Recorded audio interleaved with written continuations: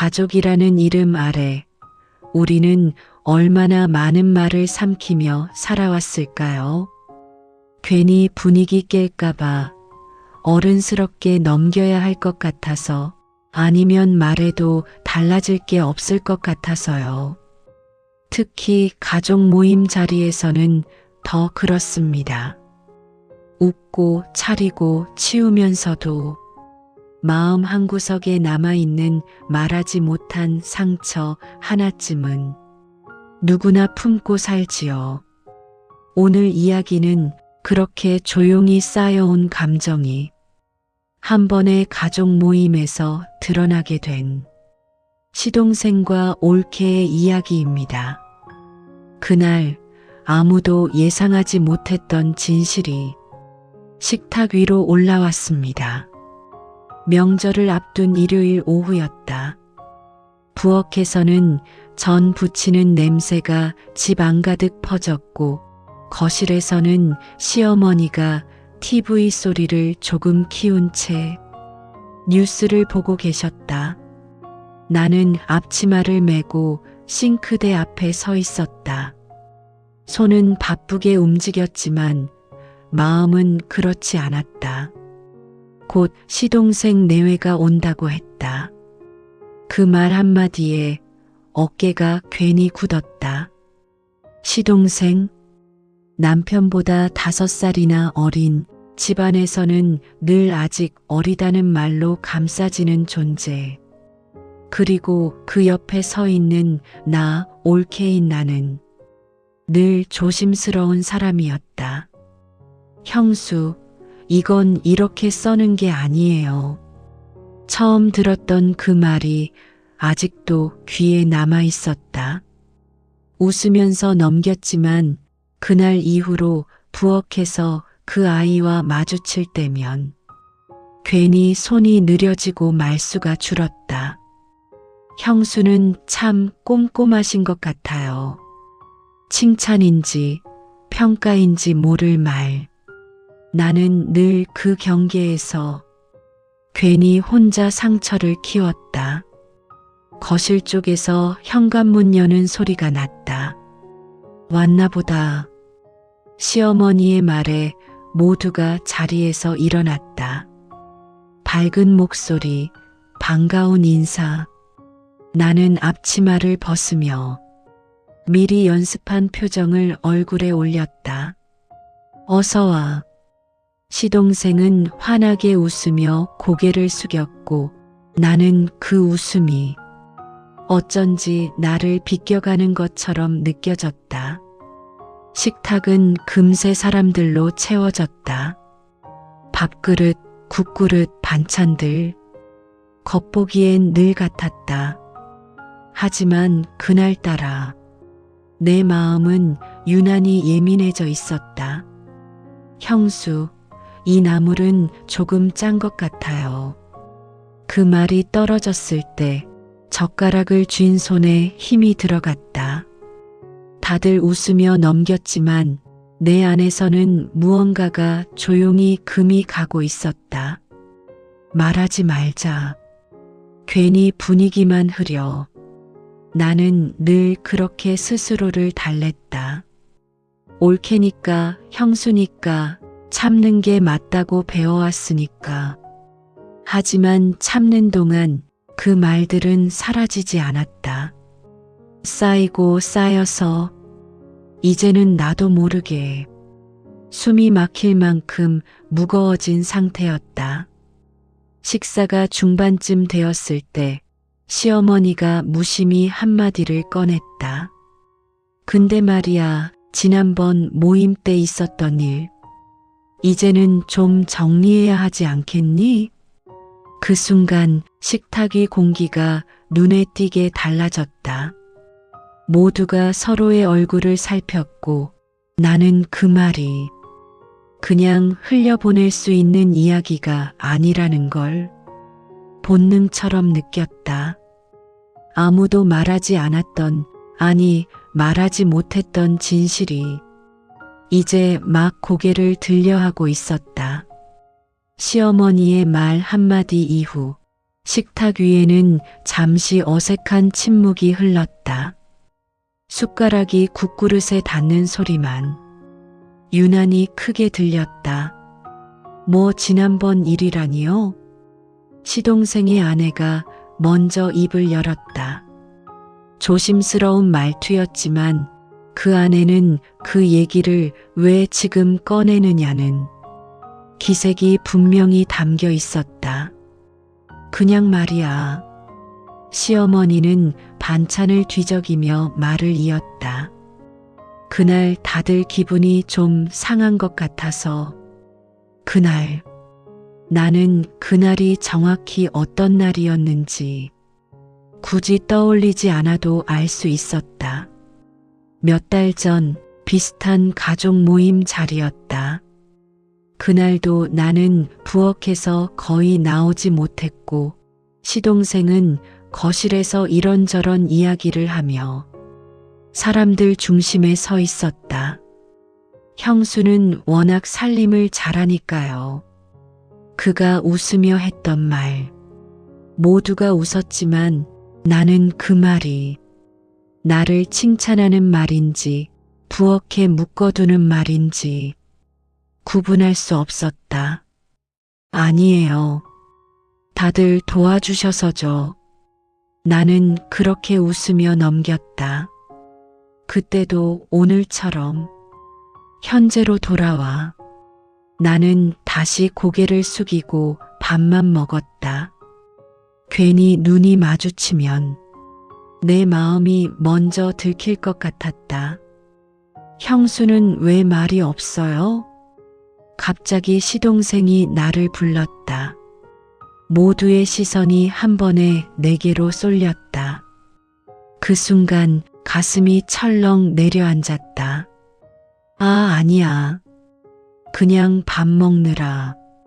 나는 급히 웃어 보였지만 목소리가 살짝 떨렸다. 그걸 눈치챘는지 남편이 나를 힐끗 보았다. 형수는 늘 그래요. 시동생이 별 생각 없다는 듯 말했다. 조용히 다 하시잖아요. 그 말에 내 마음속 어딘가가 툭 하고 떨어져 나갔다. 늘 그래요. 그 말 속에는 나를 이해하려는 마음보다 이미 정해진 역할만 남아있는 것 같았다. 조용한 사람, 참는 사람, 불편해도 말하지 않는 사람. 나는 한동안 그 역할에 스스로를 맞추며 살아왔다. 형수, 이거 좀 더 드세요. 시동생의 아내가 내 앞에 반찬을 밀어주었다. 고맙다는 말을 해야 했지만 이상하게도 입이 잘 떨어지지 않았다. 내가 지금 서운해할 자격이 있나? 괜히 예민한 건 아닐까?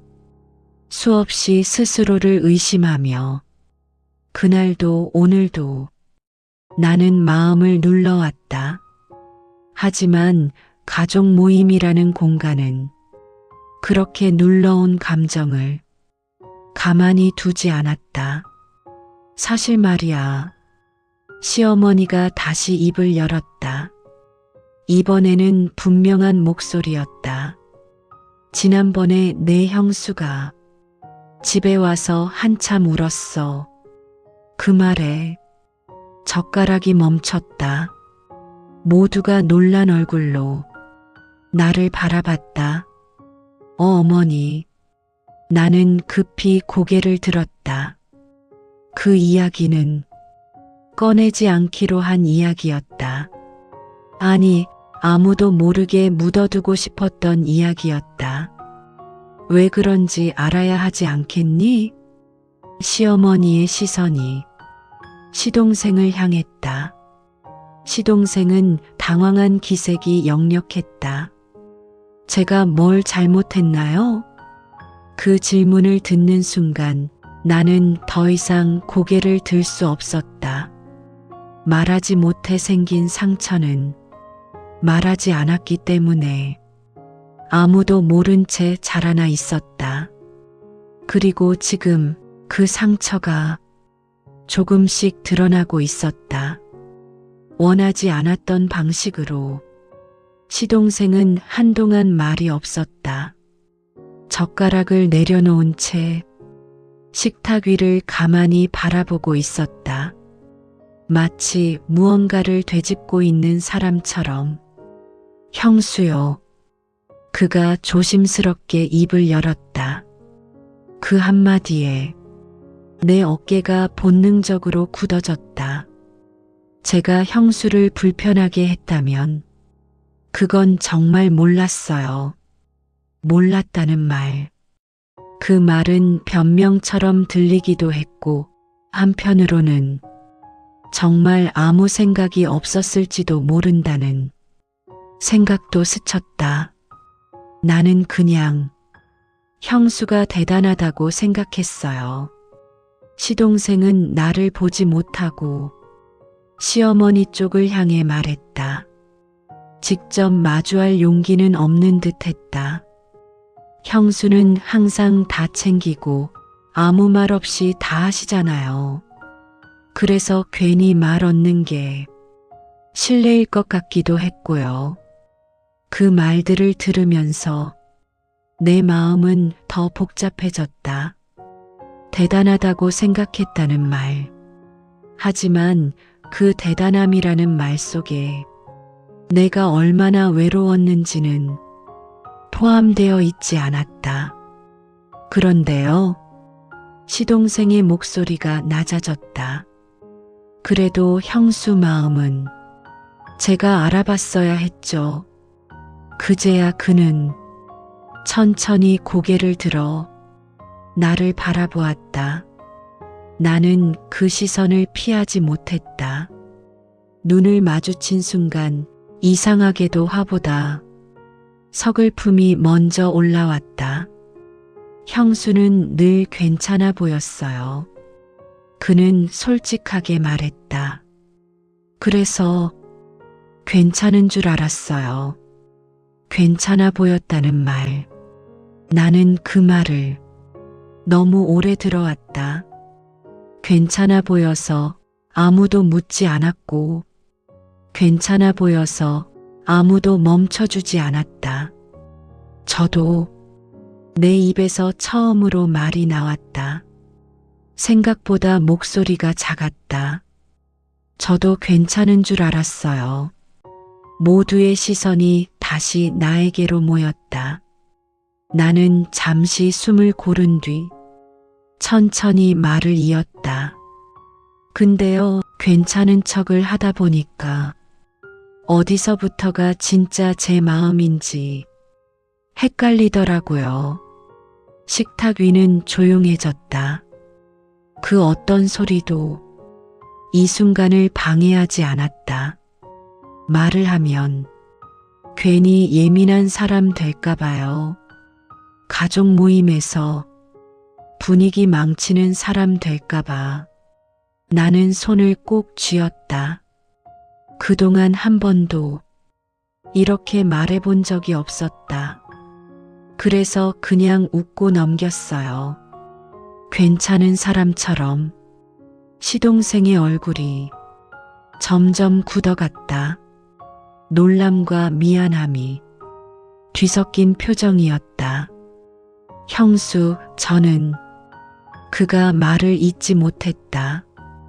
그 모습을 보며 나는 처음으로 느꼈다. 아, 이 사람도 모든 걸 다 알고 한 건 아니었구나. 하지만 그렇다고 해서 내 상처가 사라지는 건 아니었다. 저도 이제는 말하고 싶었어요. 나는 조용히 덧붙였다. 늦었지만 그 말은 시동생에게도 그리고 나 자신에게도 건네는 말이었다. 말하지 못해 생긴 상처는 말을 꺼내는 순간 더 아파지기도 한다. 하지만 아프지 않으면 아무것도 바뀌지 않는다는 걸 그날 처음으로 알게 되었다. 잠시 동안 아무도 말을 잇지 못했다. 식탁 위에 놓인 음식들은 여전히 따뜻했지만 그 온기가 이상하게 낯설게 느껴졌다. 시동생은 한참을 고개 숙인 채 손끝만 바라보고 있었다. 그 모습이 처음 보는 얼굴처럼 느껴졌다. 형수, 그가 다시 입을 열었을 때 목소리는 이전보다 훨씬 낮아져 있었다. 사실요, 제가 형수한테 좀 기대고 있었던 것 같아요. 그 말에 나는 고개를 들었다. 형수는 늘 다 알아서 하시고 어른들 앞에서도 한 번도 불편한 기색 안 보이시잖아요. 그래서 괜히 제가 더 철없어도 되는 것 같았어요. 기대고 있었다는 말. 그건 내가 한 번도 생각해 보지 않았던 말이었다. 형으로서, 집안의 어른으로서 제가 더 잘해야 하는데 시동생은 말끝을 흐렸다. 그 부담을 형수한테 그냥 넘겨버린 것 같아요. 그 순간 내 마음속에서 무언가가 조금 느슨해졌다. 미안하다는 말보다 그의 솔직한 고백이 더 크게 다가왔다. 시어머니가 조용히 한숨을 내쉬며 말했다. 그래, 사람마다 맡은 자리가 있는 줄만 알았지. 그 자리가 얼마나 무거운지는 생각을 못했구나. 그 말에 나는 괜히 눈시울이 뜨거워졌다. 누군가 내 자리를 무겁다고 말해준 게 처음이었기 때문이다. 형수, 시동생이 다시 나를 불렀다. 이번에는 눈을 피하지 않았다. 앞으로는 형수한테 먼저 묻겠습니다. 괜찮은지 힘들지는 않은지. 그 말이 약속처럼 들리지는 않았다. 하지만 적어도 처음으로 나를 괜찮은 사람이 아니라 물어봐야 하는 사람으로 봐주고 있다는 느낌이 들었다. 그리고요, 그는 잠시 말을 멈췄다. 그동안 형수 마음을 헤아리지 못해서 미안합니다. 나는 바로 대답하지 못했다. 용서라는 말은 생각보다 어려웠다. 상처가 깊어서가 아니라 이제 막 꺼내놓은 마음을 어떻게 다뤄야 할지 몰랐기 때문이다. 나는 천천히 입을 열었다. 말하지 않고 쌓아둔 게 많았어요. 그건 제 몫이기도 해요. 그 말을 하며 처음으로 느꼈다. 누군가를 탓하지 않는 말이 이렇게 숨을 편하게 해줄 줄은 몰랐다. 식탁의 분위기는 조금 달라져 있었다. 여전히 조심스러웠지만 적어도 서로의 자리를 한 번쯤은 바라보게 된 순간이었다. 그날의 가족 모임은 여전히 완벽하지 않았다. 하지만 늘 같았던 자리에서 처음으로 작은 변화가 시작되고 있었다. 가족 모임은 생각보다 조용하게 끝났다. 설거지 소리와 문 닫히는 소리가 차례로 이어졌고 집안은 금세 평소의 정막으로 돌아왔다. 시어머니는 방으로 들어가 쉬겠다고 하셨고 남편은 밖에 나가 담배를 한 대 피우겠다며 현관을 나섰다. 거실에는 나와 시동생만 남았다. 방금 전까지 여럿이 둘러앉아 있던 공간이 이렇게 넓었나 싶을 만큼 공기가 텅 비어 있었다. 형수, 시동생이 먼저 입을 열었다. 이번에는 가족 앞에서가 아닌 정말 둘만 있는 자리였다. 아까는 사람들이 있어서 다 못한 말이 있어요. 나는 말없이 소파 끝에 앉았다. 도망치고 싶은 마음도 있었지만 이제는 피하지 말아야겠다는 생각이 조금 더 컸다. 사시려 그는 손을 무릎 위에 올려두고 말했다. 형수한테 말 걸기가 늘 좀 어려웠어요. 왜? 내가 묻자 그는 잠시 웃었다. 쑥스러운 웃음이었다. 형수는 항상 단단해 보였거든요. 뭐든 다 감당할 수 있을 것 같고 제가 괜히 건드리면 실례가 될 것 같았어요. 나는 그 말을 들으며 마음속으로 씁쓸하게 웃었다. 단단해 보였다는 말은 참 많이도 나를 혼자 두었던 말이었다. 근데요, 그가 말을 이었다. 아까 형수 말 듣고 나니까 그 단단함이 혼자 버티느라 생긴 거라는 걸 이제야 알겠더라고요. 그 말에 가슴이 조용히 내려앉았다. 누군가 내 버팀을 혼자 버틴 시간으로 불러준 건 처음이었다. 형수는 늘 먼저 움직이고 먼저 참았잖아요. 그는 조심스럽게 말했다. 그래서 제가 더 철없어질 수 있었던 것 같아요. 나는 잠시 침묵하다가 천천히 입을 열었다. 나도 말이 쉽게 이어지지 않았다. 나도 내가 미워서 그런 건 아니었어. 그는 고개를 들었다. 그냥 서운한 걸 어디에 두어야 할지 몰랐어.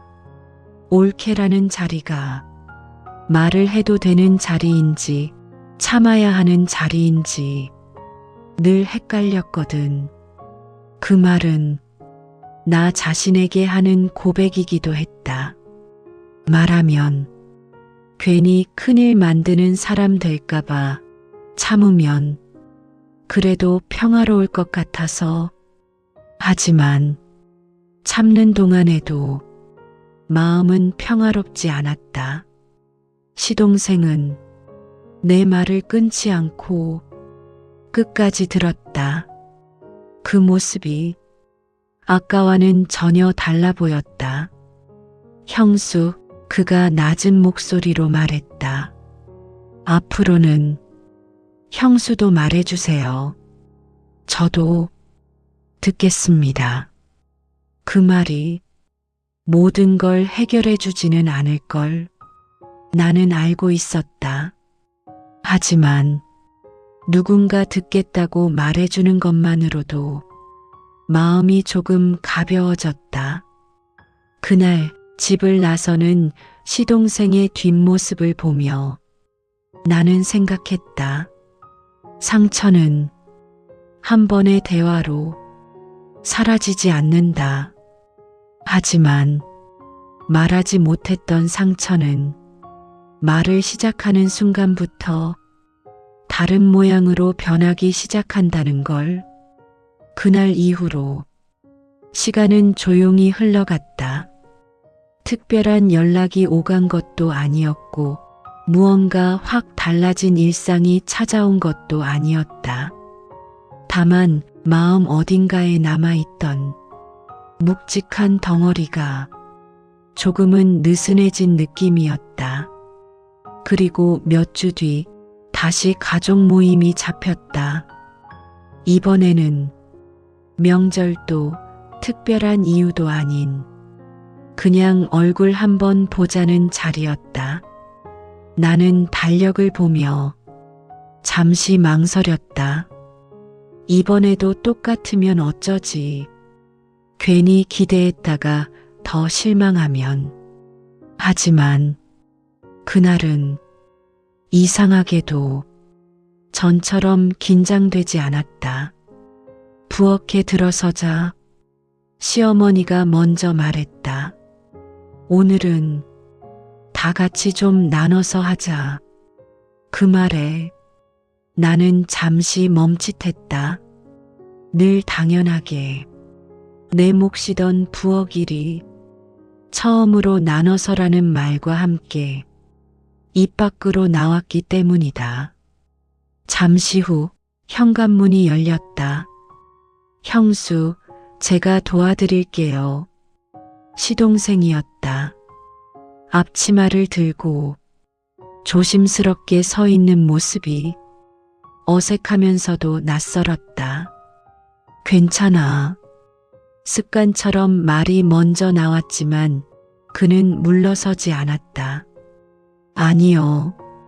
괜찮은지부터 물어보라고 했잖아요. 그 말에 나는 잠시 웃었다. 그 웃음은 억지로 만든 표정이 아니라 진짜 마음에서 나온 웃음이었다. 부엌은 이전과 크게 달라지지 않았다. 여전히 분주했고 소소한 실수도 있었다. 하지만 공기는 분명 달랐다. 형수, 이건 이렇게 하면 될까요? 그가 묻자 나는 설명해 주었다. 지시가 아니라 부탁처럼. 형수, 이건 맛 좀 봐주세요. 예전 같았으면 당연히 내가 알아서 했을 일이었다. 그 작은 변화들이 내 마음을 조용히 풀어주고 있었다. 식탁에 둘러앉았을 때도 분위기는 달랐다. 시동생은 말을 하기 전 잠시 나를 바라봤고 나는 고개를 끄덕이거나 고개를 저으며 내 의사를 표현했다. 아주 사소한 신호였지만 그걸 주고받는 순간마다 나는 느꼈다. 아, 이제는 나도 이 자리에 있는 사람이구나. 완벽하지는 않았다. 어색함도 남아있었고 말 한마디에 옛 기억이 스치기도 했다. 하지만 그날의 가족 모임은 누군가의 침묵 위에 세워진 평화는 아니었다. 각자의 서툰 말과 조심스러운 행동 위에 천천히 쌓아 올린 자리였다. 식사가 끝날 무렵 시어머니가 조용히 말했다. 이렇게 하니까 집이 좀 숨쉬는 것 같구나. 그 말에 나는 고개를 숙였다. 괜히 눈물이 날 것 같아서였다. 말하지 못해 생긴 상처는 단번에 사라지지 않는다. 하지만 조금씩 말이 오가고 서로의 자리를 다시 바라보게 될 때 상처는 흉터가 되어간다. 아직 아프지만 더 이상 숨기지 않아도 되는 그런 흉터로 모임이 끝난 뒤 집으로 돌아오는 길은 이상하게도 조용했다. 차 안에서 흐르던 라디오 소리마저 그날은 유난히 낮게 느껴졌다. 나는 창밖을 보며 아까 있었던 일들을 천천히 되짚어 보았다. 부엌에서의 짧은 대화, 식탁에서 오갔던 눈빛, 그리고 누군가 내 표정을 살피고 있다는 느낌. 아주 큰 변화는 아니었다. 하지만 그동안 당연하다고 여겼던 장면들 속에서 조금씩 다른 결이 보이고 있었다. 집에 도착하자 남편은 먼저 방으로 들어갔고 나는 거실 불을 켜지 않은 채 소파에 앉았다. 문득 이런 생각이 들었다. 만약 그날 아무 말도 하지 않았더라면 아마 오늘도 나는 똑같이 참는 사람이었을 것이다. 겉으로는 평온하지만 속으로는 늘 혼자인 사람으로 말하지 못해 생긴 상처는 결국 나 자신에게도 침묵을 강요하고 있었다. 나는 그동안 가족을 위해 참는다고 생각했다.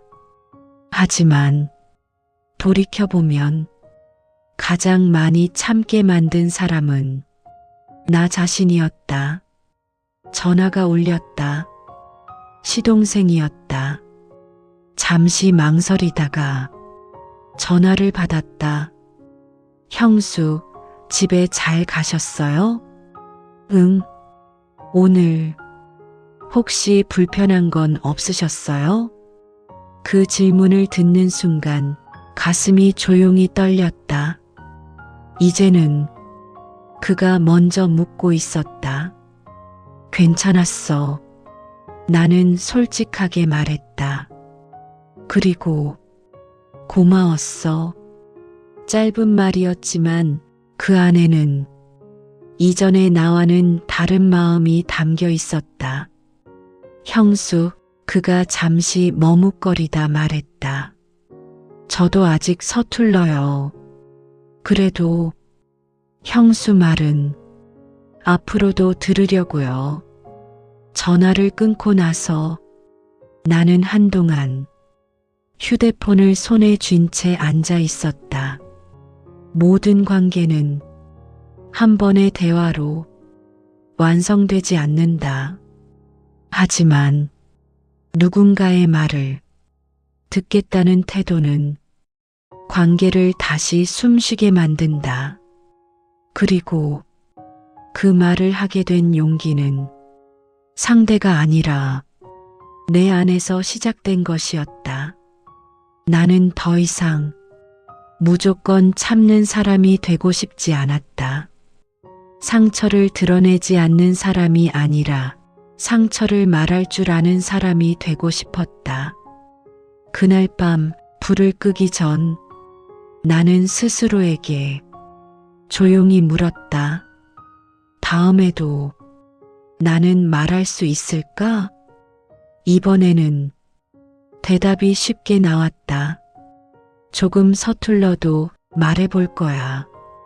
그것만으로도 이 관계는 이전과는 다른 길 위에 서 있는 것 같았다. 며칠이 지나고 평범한 일상이 다시 흘러갔다. 아침에 일어나 밥을 짓고 장을 보고 저녁이 되면 하루를 정리하는 시간들. 겉으로 보기엔 아무 일도 없었던 것처럼 보였지만 내 마음속에는 분명히 달라진 무언가가 자리 잡고 있었다. 이제 나는 사소한 순간에도 내 마음을 한 번 더 들여다보게 되었다. 이건 정말 괜찮은 걸까? 아니면 또 참으려고 하는 걸까?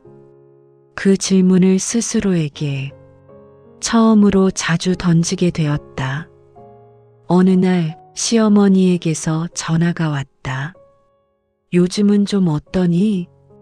그 한마디에 나는 잠시 말을 멈췄다. 예전 같았으면 자동으로 괜찮아요라고 말했을 것이다. 하지만 이번에는 조금 다른 대답이 나왔다. 가끔은 힘들어요. 그래도 이제는 말해도 될 것 같아요. 전화기 너머에서 시어머니는 잠시 아무 말이 없었다. 그러다 조용히 말했다. 그래, 이제는 말해도 된다.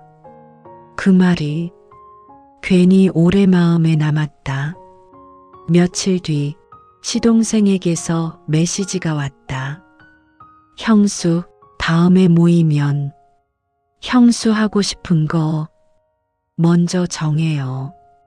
짧은 문장이었지만 나는 그 문장을 몇 번이나 다시 읽었다. 말하지 못해 생긴 상처는 결국 서로를 모른 채 지나치게 만든다. 의도가 나빴던 것도 아니고 마음이 없었던 것도 아닌데 그저 말하지 않았다는 이유로 관계는 조금씩 어긋난다. 그날 가족 모임에서 터져나온 진실은 누군가를 무너뜨리기 위한 것이 아니라 서로를 처음으로 제자리에 보게 만든 계기였다. 나는 여전히 완벽하게 말 잘하는 사람이 아니다. 때로는 입을 열기까지 시간이 걸리고 말을 꺼내고 나서도 괜히 후회가 밀려오기도 한다. 하지만 이제는 안다. 참는 게 늘 어른스러운 것도 아니고 말하는 게 늘 이기적인 것도 아니라는 걸. 가족이라는 이름 아래에서도 각자의 마음은 존중받아야 한다는 걸. 그날 이후 나는 조금씩 참았던 사람에서 말하는 사람으로 옮겨가고 있었다.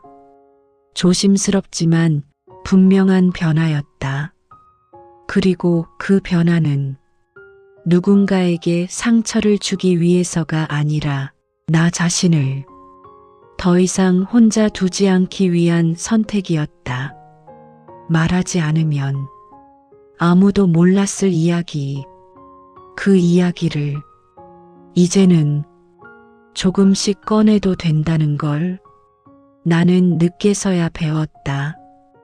오늘의 이야기가 여러분들의 마음에 작은 울림과 위로가 되었다면 구독과 좋아요를 눌러주시면 감사하겠습니다.